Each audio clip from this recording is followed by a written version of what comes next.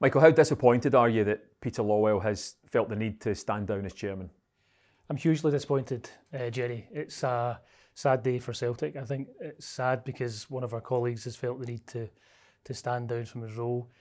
Peter's a Celtic fan first and foremost, but he's been a great colleague, a great leader for Celtic, both as chief executive and more recently as chairman, as we've enjoyed great success on and off the pitch. But it's a sad day for Celtic because of the reasons behind Peter's decision to stand down. I know it's a decision that weighed heavily on him. It's not an easy decision, but I think he's made the decision for himself and for his family because of the abuse and because of the threats that were directed towards him.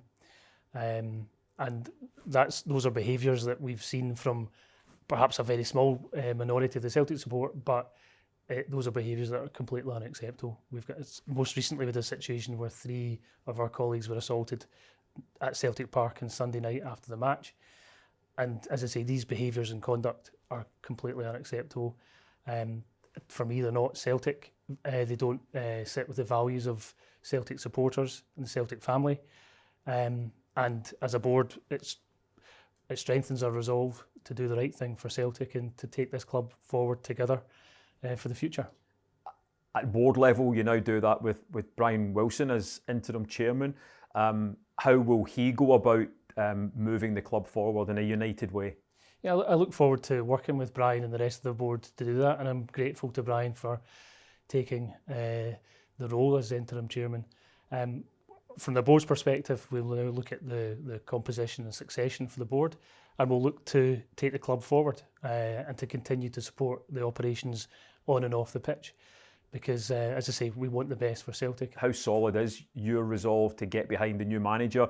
Difficult situation for him. He's not had the best start since he's come in, but how solid is your resolve to get behind him as we move into the future? Yeah, absolutely solid. I mean, as I said, it's not even 2 weeks ago when we spoke about Wilfried and his appointment. There's never an easy time to start at Celtic, and it has been challenging.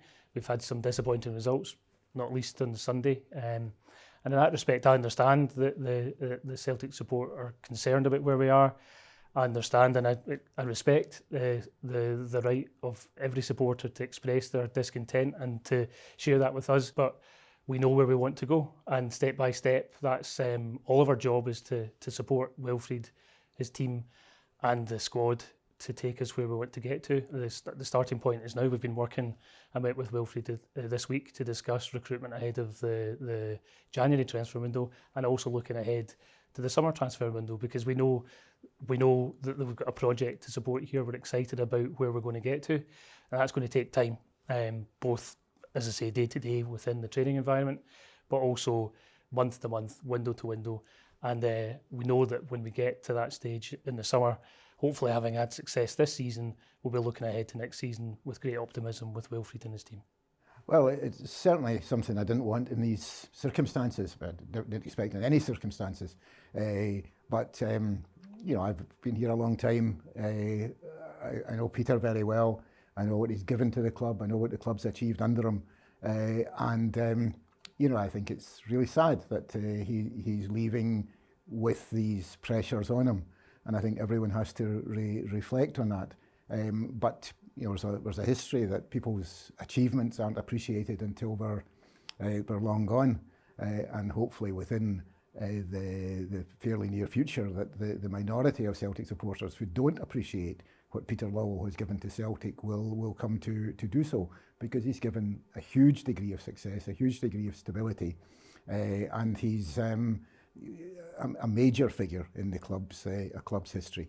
And I think that anyone who reflects on that will see far, far more positives than are maybe being mentioned today.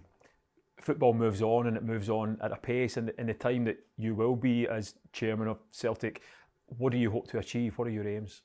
Well, the word I really want to stress is interim. That these circumstances have arisen. I totally understand why Peter has taken the decision that he's taken. There's a process of change, and I've been asked to fill that role. And as someone who's Celtic's been part of my life since almost the day I was born, so I'm going to accept that. I accept that it's going to come with its pressures, but I also want to get the message across that it is an interim role, and what we're trying to do is part of a process of change, a process of moving on, and a refresh.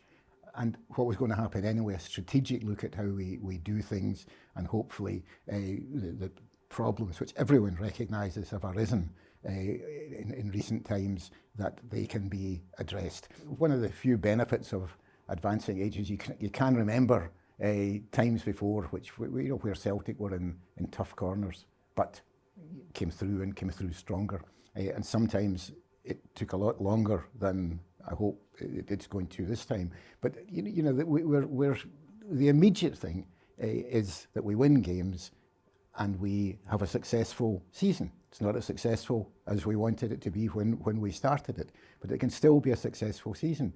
But that does depend on unity. It does depend on the supporters continuing to get behind the team, because our objective this season is to win the league, to win the Scottish Cup, to do well in Europe, and all of that is perfectly feasible. But we'll only do it if we're united, and surely that is possible. Surely that's what 99% of Celtic supporters want. Just give us a chance to do this and to do it properly, to have transition, to have a refreshment of the approach, to recognise where there's weaknesses, to build strength, and to go forward together.